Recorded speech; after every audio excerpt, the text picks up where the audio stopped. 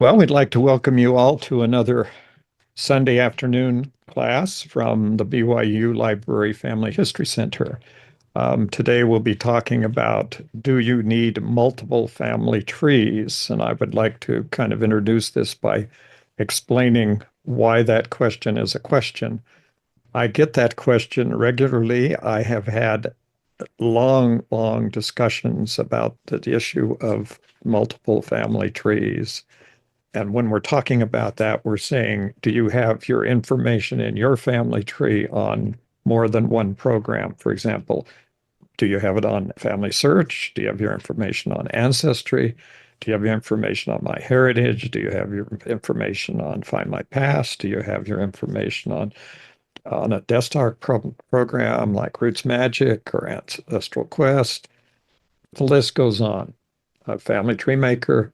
There are always more programs out there that will host, maintain, and build you where you can build your family tree.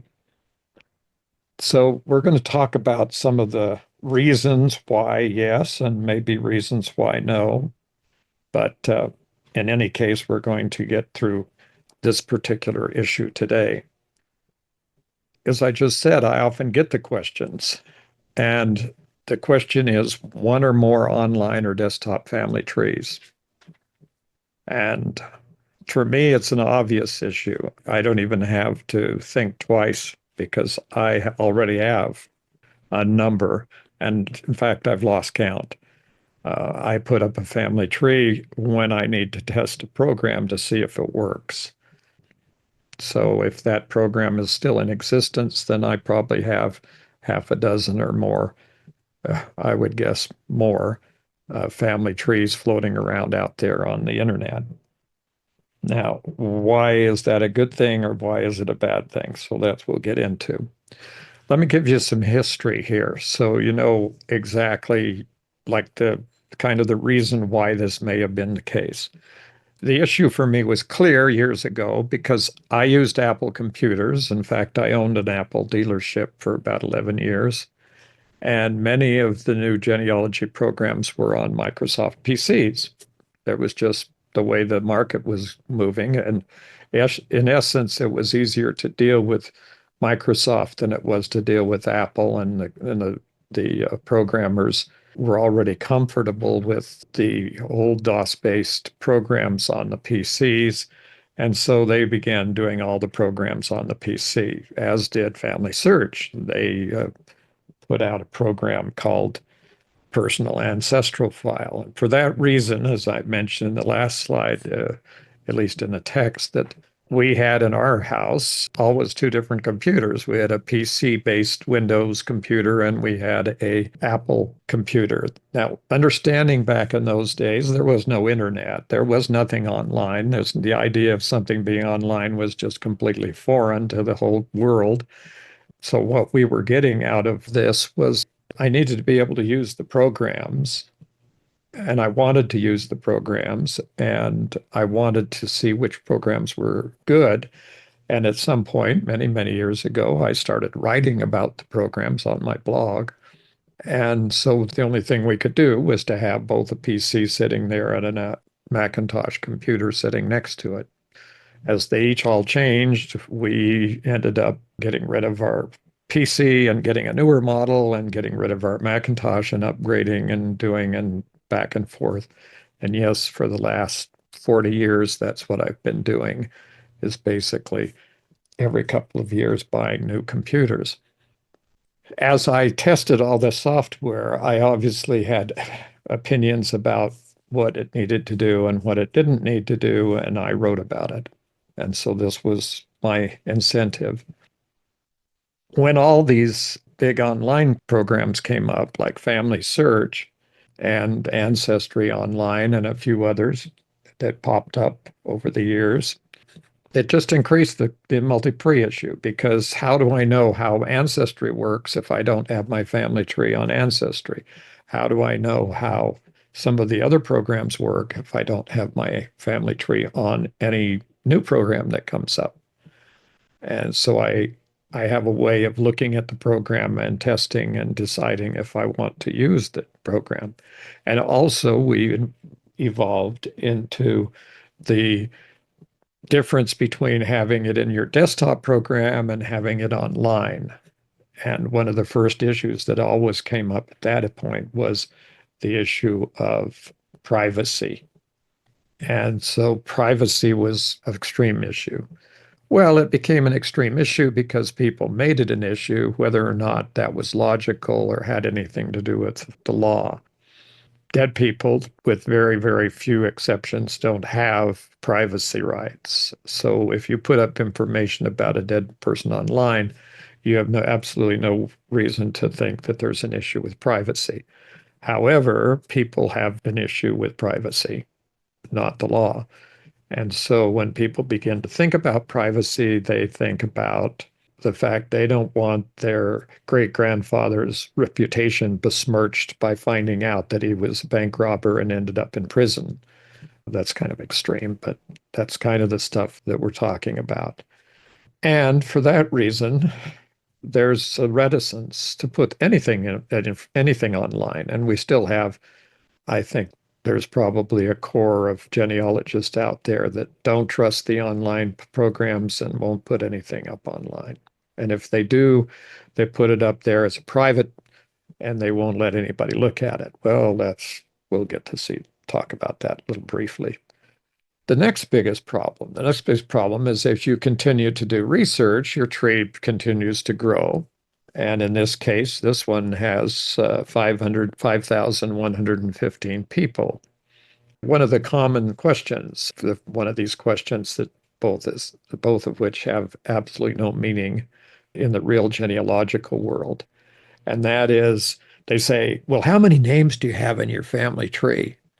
Let's see. If I talk about FamilySearch, my answer is going to be like 1.4 billion, maybe 1.5 billion names, because it's a universal tree and my part of it is only a part of the whole tree. Oh, okay. But how meaningful is that? In other words, it doesn't make any sense. And the same way is, how far back did your tree go? My tree goes back as far as there are records and as far as I've been able to find records, and that usually ends in about the 1500s, and there's not much to do beyond that. None of my family members legitimately connect to royalty that we've ever been able to find yet. And so that eliminates the fact that I have to worry about whether my family line goes all the way back to Adam. So that's one of the questions. The main question is, if I have one on FamilySearch and I have another one on Ancestry and I have another family tree on MyHeritage, am I going to try to keep all those up? If I do something on FamilySearch, do I have to run out and go up, up, up, up, up in all the other family trees I have? And my answer to that is no. The simple answer here is that you don't have to do that. So if I have more than one family tree, how do I handle that? Well, we'll talk about that. Here's the first, probably we'll start with this. FamilySearch family tree is free. All of the other family trees that we have out there are some measure of what you would call paywalls. There's a few others. There's WikiTree, and there's some that have free sections. And some of them, like MyHeritage, you can put in so many names free and things like that. So there's kind of a free, what we call freemium type of atmosphere in the family history online group of websites. So the answer here is put your stuff on FamilySearch. And then the answer always comes back and says, well, FamilySearch changes every day. Everybody will change everything. They're changing my grandmother. They're changing my parents. Everything's changing. And the answer is yes, it's changing. It's a universal tree. Everybody has access to it. Everybody can make changes.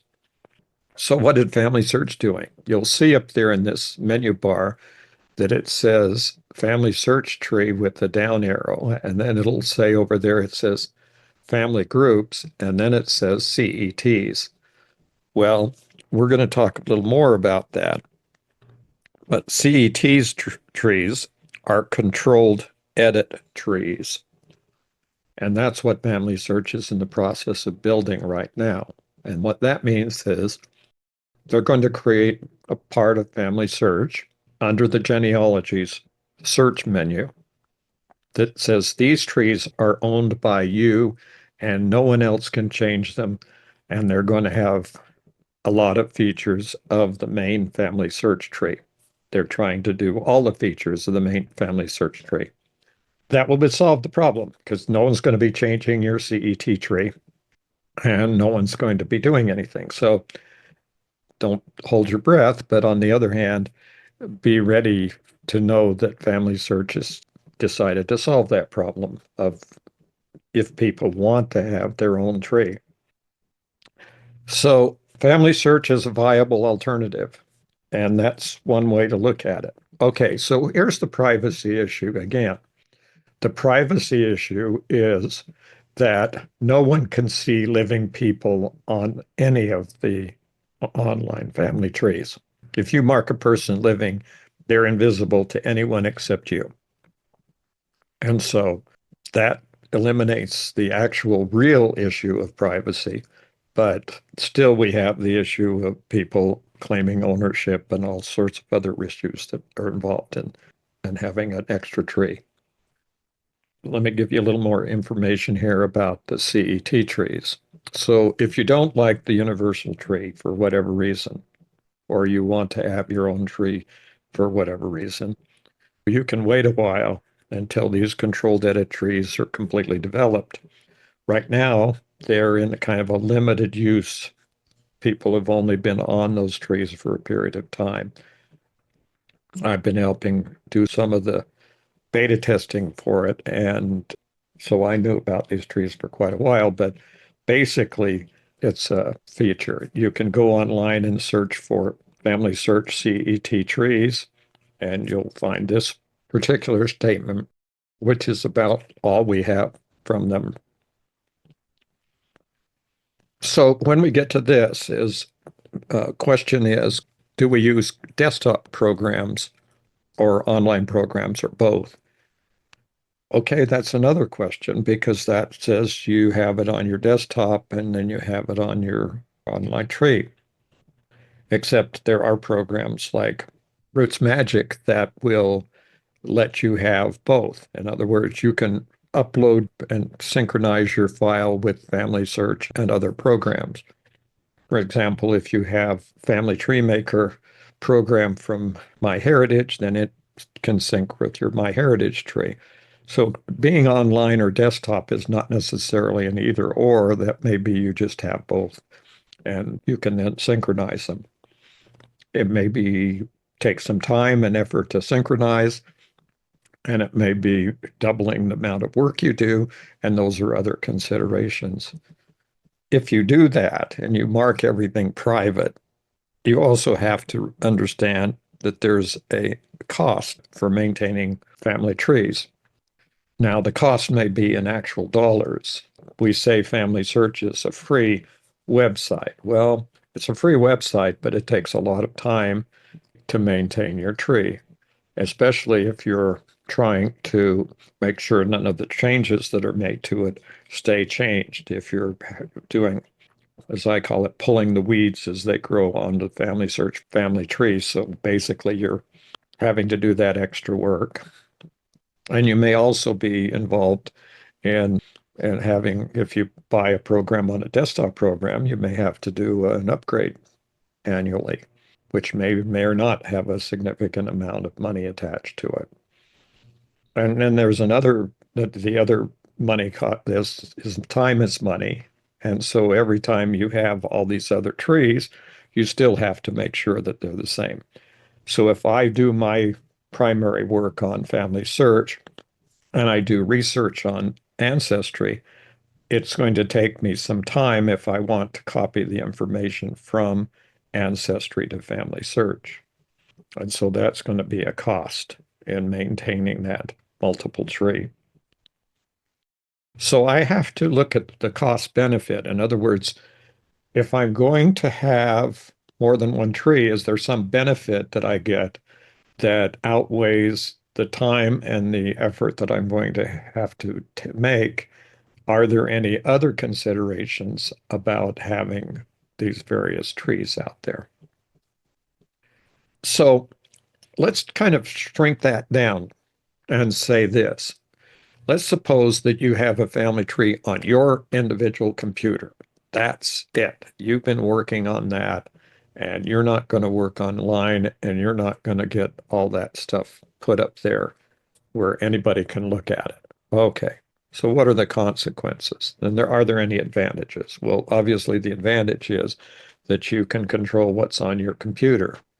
And the advantage is that you're not spending any time or money getting access to additional online programs. And you're avoiding the whole family tree issue of changing and all that because it's only on your computer unless you have somebody in your family that you're letting to get into your computer.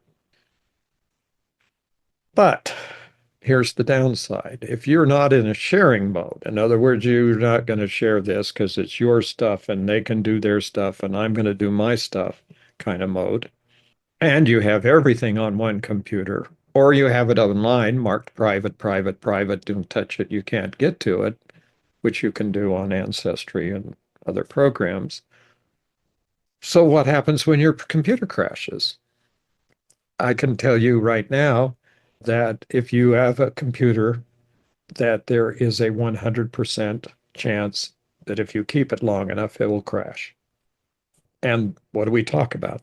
The lifetime of a computer is about 5 years. And after 5 years, you're running the risk of having your computer crash. So what happens when it crashes? What happens if you become disabled or die? Who's going to get your information? It's just going to be lost.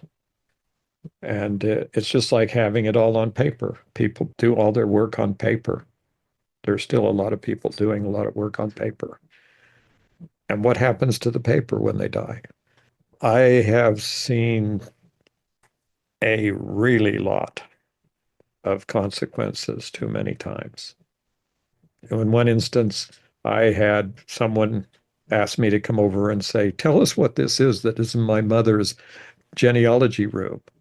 And we go in there, and it was a good sized room from floor to ceiling. There were shelves with notebooks and records and all sorts of things, and filing cabinets full of documents and records. There were a lot of copies of family group records and things like that. But all I said is it's going to take a lot of time to go through this, and I would be willing to help you do it, and I would be glad to capture all that information and make sure that it's already on FamilySearch or one of the other websites that it can be preserved. Oh, we'll get back to you. And as far as I know, the last I heard, they put the stuff in a bunch of boxes in a closet and probably are decided they don't want to keep it anymore. So it's not unusual that a lot of information is lost over time. So that's really the issue if you come to me and start talking is what's going to happen to it if you don't have it online that somebody can share. One thing you might be wanting to know about the new CET, the controlled edit trees on FamilySearch, is that they're inheritable. You can name a co-owner or co-owners, and if you died, all the information would go to them. So that's the possibility. So here we are with the next issue. If it's all marked private or on a single computer, this is another question. How do you know what everybody else has done? You still have to go on to the websites to see what people have done because they're doing all this genealogy out there. And what I find is that people who are in this privacy kind of background type thing, where they're not going to put it on even one online tree, or even more than one would be unspeakable, or no would ever do that, is that they basically are doing all the research over again. And if we go back to the time before computers, my great grandmother was a accomplished genealogist. She worked from about 1920, I estimate, to 1940 or 50 before she got disabled in her old age. But basically, she did everything 3 times. She did the same research and put in books and all of her records, paper records, 3 times. I went through all her records. I digitized everything she had, and I could see as I entered them into the computer that she had actually done the work over 3 times. And that's not unusual. The privacy people who are still on paper and kind of refuse to get involved with the online work are simply redoing work that's already been done. It is almost impossible for someone to comprehend how many people are working with genealogy online on if you take in all the big online websites. And I've had so many people surprised that when they first get into FamilySearch or MyHeritage or Ancestry for the first time, they find out that every time they click on Ancestry, for example, and go into a new person, that they go for a record match on Ancestry and they find it matched to somebody's tree who's still already done all the work on that person. Now, obviously, you have to do your verify your own research and everything, but it's just the case that you're related to a lot of people, and whether you like the idea or not, and those people are, some of them are involved in genealogy, and some of them are working on the same lines and the same people that you are. And that may be a good idea, like in FamilySearch, it may be a bad idea because they keep changing things that you know are correct. And that's but that's still the indication that there's lots of other people out there. When I first went in to try and see if I was going to be duplicating everybody's work, I had to spend my time pulling family group sheets out of the Salt Lake Family History Library. So I was in the Family History Library for weeks on it at a time, simply making copies of all of the lines as they went back. And of course, I began to realize that some of these lines were bogus and not defensible. But on the other hand, I had to figure out what had been done. And I've estimated it many times in the past as it took me about 15 years of work just to find out. Now, today I could go on FamilySearch and in a matter of a few hours, I would know how much everybody had done on any of my lines. And that's the advantage of the online trees. And another thing that's very important is once you work on this, you don't own them. You don't own your relatives. Just because you spent 5 years looking for Uncle John and you finally found him and somebody all of a sudden wants to copy it and you go, no, you can't copy it. That's my work. I did that. I have 5 years into this and I don't want anybody to touch it. Well, okay, great. The answer is if you don't want somebody to look at it, then you're going to have to find a way to keep me from doing the research because I could copy your research and find the same person. The answer is you don't own your relatives. And we've been saying that collectively in the genealogical community for years, but there's still people who have that obsession with doing it. And that's another reason why they can't bring themselves to go to another family tree. And all I can say is that the best way to get appreciation for the work you do, and a lot of people in genealogy say, nobody appreciates me and my family doesn't really care. Well, that's true. It's all true. But you only make it worse by locking it all up. And if you share it with them, whether they want to have it shared or not, that's when you'll get the appreciation. And my guess is, just from kind of a general idea, is that your children probably won't appreciate it as much as your grandchildren, who won't appreciate it as much as your great grandchildren. And they may not appreciate it until your great grandchildren decides to become a genealogist. Okay, now I'm going to repeat this because it's absolutely important to understand that people do not have privacy. If you have any information you believe to be private, don't put it online. Period. That's the rule. Online is not a privacy. It's no guarantee that the information that you put online is going to remain private. In fact, the possibility of it becoming public is absolutely immense. Before we started, Elder Cole mentioned that I'd been an attorney. Yes, I was a trial attorney for 39 years. For a few dollars, I could go to one of the big legal support websites like Westlaw or LexisNexis, and I could pay them a few dollars, like $5, and get a report on somebody, on any person that we could identify. And we would get back everything from their social security number to every place they ever lived, every car they ever purchased, every home they ever purchased, what the old mortgages they hold, the balances on all their credit cards, everything. All that's public record information. And family trees are no place for private information. So don't put it up there. Now, is it private to tell me that your great uncle George or whoever had 17 wives and in 15 different countries? No, but that's history, and it's probably very interesting history, and it'd probably be everybody'd like to know that, even if it sounds like it's not going to be a good idea. This is another issue. Another issue is people believing that the family tree they start with has all the records and the other ones are just copying. Well, to some extent, that's true that there's common records between all.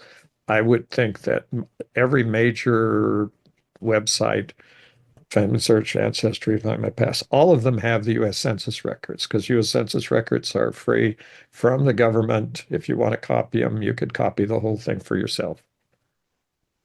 And there's other records that are in that category that are going to be on every large website just simply because they're available. On the other hand, all of these websites, each of them have unique content, and they all have newly developed helpful AI generated research suggestions. So when we're talking about research and doing research on genealogical research, this is another reason why if you're sitting on your computer or doing it on paper, that you're losing all the advantages now that are coming out with super advanced research. I'll mention just one that's come out in the last week if you want to know about it, and that is you may have heard of a program called Google Gemini. Well, now Google Gemini and ChatGPT and apparently FamilySearch and a few other programs that are going to be getting this as fast as they can have begun a thing called deep research. And Google's Gemini deep research function is amazing and it's accurate and it gives you sources of everything that it finds. And they're valid sources. They don't make stuff up. So one of the biggest questions about AI was, do they make stuff up? They're hallucinating, as they say. Well, yeah, but the programmers figured out how to keep them from hallucinating. And that was only a matter of time. And the programs are beginning to appear that avoid that to a tremendous extent, almost more than just than a regular person could do in a short amount of time. And when you choose to have only one online family tree or only a desktop family tree, you're giving up the hints to all the additional records on those other programs. You can exhaust all the records on FamilySearch, and you still might not find the records that you need because they obviously don't have every record in the world. So how do you know the records aren't on Ancestry? How do you know the records aren't on MyHeritage? How do you know they're not on Find My Past? How do you know they're not on some of the other programs out there, American Ancestries, and a lot of other programs? And that's the question. Why would you not look on those other websites? Well, okay, so it costs some money to get on Ancestry. It costs some money to get on MyHeritage. It costs some money. How much time are you going to spend? And how much value is there in this? I always tell this story. Years and years ago, when we worked at Mesa Family History Library in Mesa, Arizona, we had a lot of winter visitors. People would come in with their big RVs and their the expensive cars, and they were there for the vacation, for being in the warm weather during the winter. And they would come in and go to my classes at the Family History Center. And I would tell them about programs. And one of the programs I'd mentioned would be Roots Magic. And at the time, it was almost the same price it is today. It was $29. And they would say, "Well, Roots Magic, how much does it cost?" And I would say $29. And I would hear this collective gasp. Like, how am I going to spend $29? Okay, well, anyway, if you're doing research and you're doing research in family history, there is a cost involved. There is an overhead. It's involved with maintaining the computers. It's involved with maintaining and using the programs. It's maybe involved in going on trips to look at cemeteries and go to archives. So yes, there is to some extent something involved, but I would say it's far less than the amount that's spent by many, many, many other interests that people have. Here's the key. Okay. Now, once we've kind of hashed through the idea of why we wouldn't have more than one family tree, here's how it's handled. The key to having more than one family tree is to not worry about it, in a sense. Is to use one tree as your main objective and have the other trees for specific research using their hints or their features that you want. So if you like the features on any one programs, use it, develop it, put your stuff there, but share it out to the other trees so that you can gather all their record hints in and be able to have those available to you. So why should you do the work if the computer's going to do the work? The other answer is maybe the computer does enough work and then you're through with that particular line, or you found that person, and that's let you go on and do more work. Okay, but this is something else, is to make sure that your main family tree is up to date, as complete as possible. Don't let the other trees get too far ahead. Don't let them build their trees so you have all this information on all these different trees. And this tree has all this information that you don't have. And this one has all the information that you don't have and all these. But what's enough? What's enough? What do you have enough? That's probably the question that has to be personally answered by the people who are doing the research. In other words, I can't answer it for you. I can't tell you what's enough for you. I have people on the FamilySearch family tree that have well over 100 sources and well over 100,000 memories. I hit the limit on the number of memories I can put on a person. And so, is that enough? And the answer is maybe. And the answer is, well, what if somebody was writing a biography of the person? Well, then write the biography. Maybe that's enough. So we just have to look at it from our own way that we would do things. My other point is don't be driven by all the records found on the other websites. You have a certain amount of time in your life to do genealogy work. And that may be a lot of time in your life, or it may be a very small portion of your life.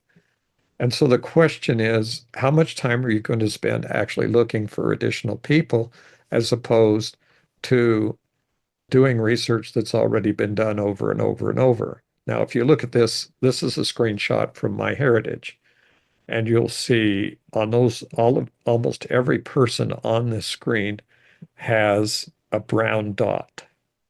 Those brown dots are telling me that MyHeritage has records that could be attached to that person, that they have found with very high accuracy records that are pertinent to that person.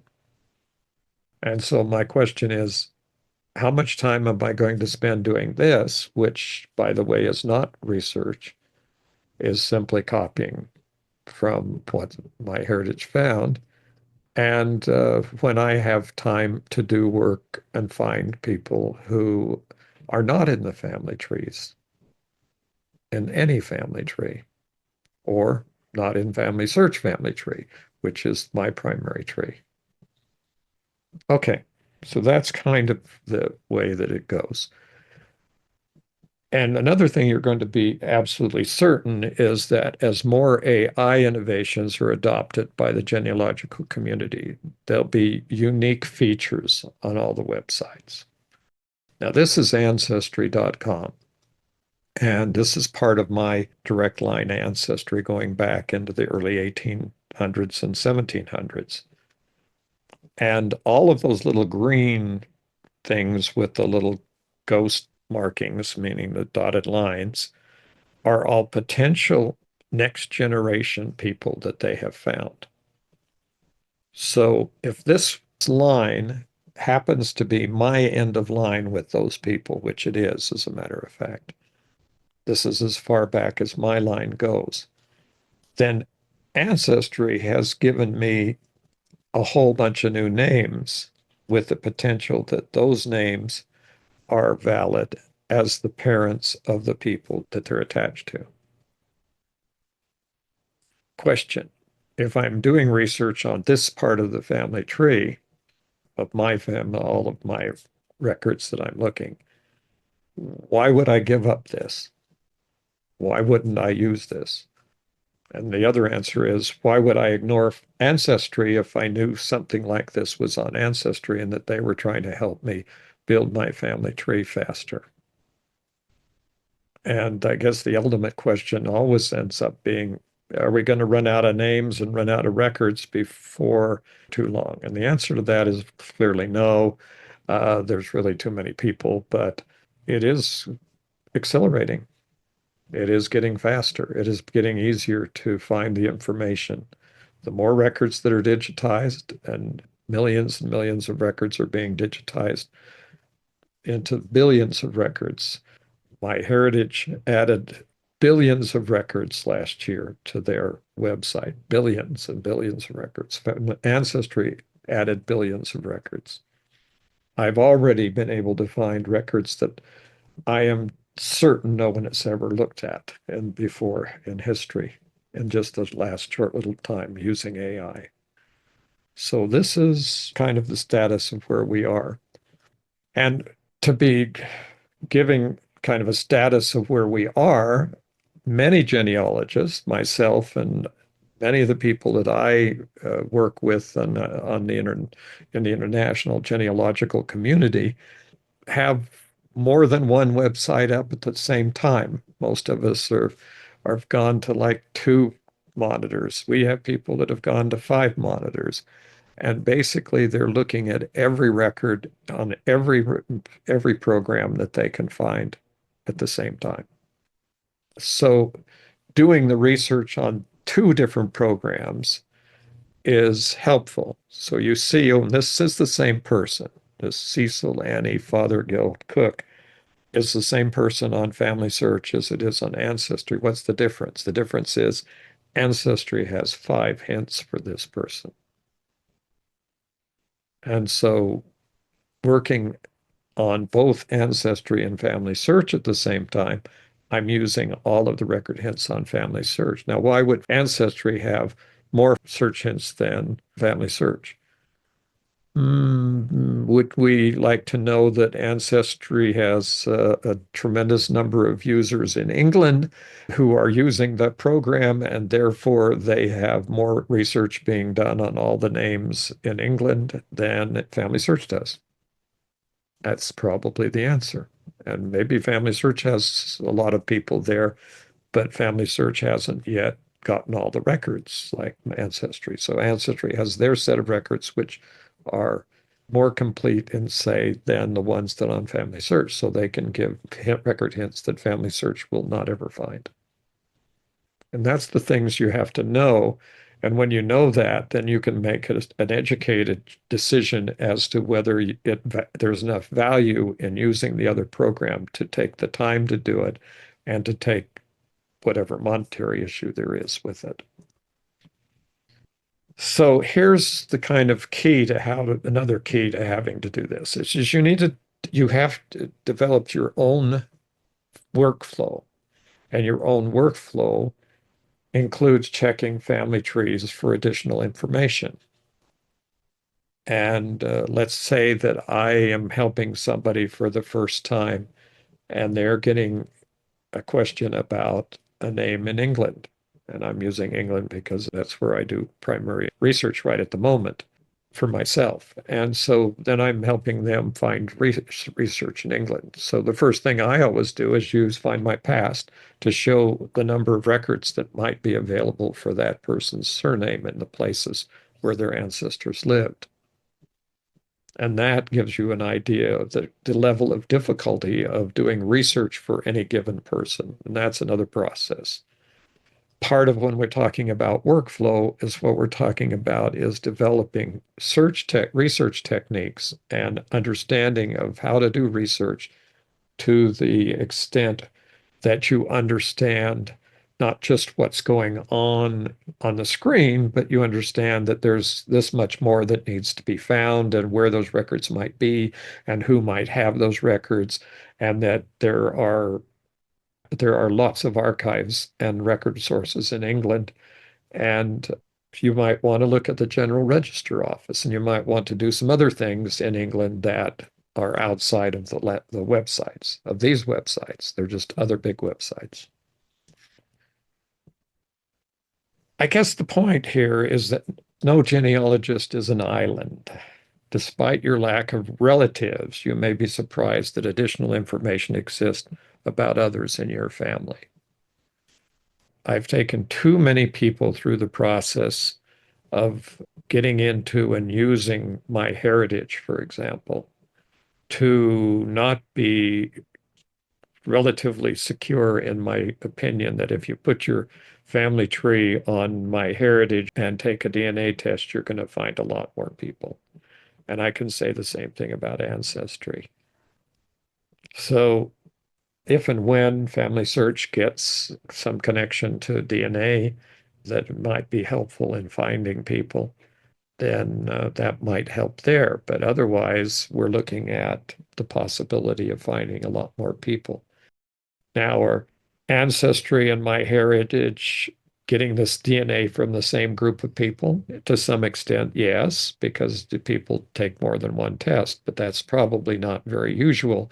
And for the people who are taking the DNA tests on either website are probably uniquely to that website. So you're going to find a different set of ancestors through DNA on Ancestry than you will on MyHeritage. And what if you go to some of the other family tree programs? Well, you better be interested more in medical issues and what are problems with your DNA because they don't have databases nearly as large as either Ancestry or MyHeritage. And it's the larger the database and the larger the number of people who are already on the website with DNA testing that's important. What happens when your family comes from a place where records are scarce or unavailable? There are lots of countries yet today who none of the large websites have any records. And we're forced, in the sense, if you want to continue to do research, is to go to down and find the records yourselves. Go to the parish registers or go to the civil registration offices and get the records. I find that to be the case in many countries in Latin America. We run out of records, not merely because there's not enough of those records that have yet been digitized. And so when I'm doing consultations in Latin America, I will tell the people to go find the church, or I will tell them where the church is and tell them to go contact the church and see if they can get the records from the church. Well, if they can't get the records from the church, it's very unlikely that the records have been copied or made available to one of the big websites because there's probably the same reasons. So, yes, there is still in genealogy the need to go to do your on-site personal genealogy in a lot of cases. And that's entirely up to you as an individual. The first step I would do would be do an exhaustive search of online resources before I spend a lot of money to go over to a European country to try to find records. Because you may get the answer that many of them will give you, and that is when you go to ask for the records, they'll say, go look at them in Salt Lake. We've given them all to Salt Lake. That's to FamilySearch. And if you do careful research, I mean by careful research is systematic and extensive research, meaning looking at a number of sources. And you may have to learn enough to know that these sources exist. But if you do careful research, you may be surprised with some of the online resources. I'm just point this one out, this FamilySearch genealogies, and it's under oral genealogies. And there are 1.3 million oral histories from mostly Africa and the Pacific Oceania area. Just pointing out, this is something that is not really well known and not used. And it would be helpful if more people knew about it. So, as I said, and I would encourage, is to take a DNA test from one of the large DNA family tree websites. And that would be primarily Ancestry and MyHeritage. There was a price reduction for RootsTech, but they have price reductions during the year. And then learn how to use it and learn what the results have.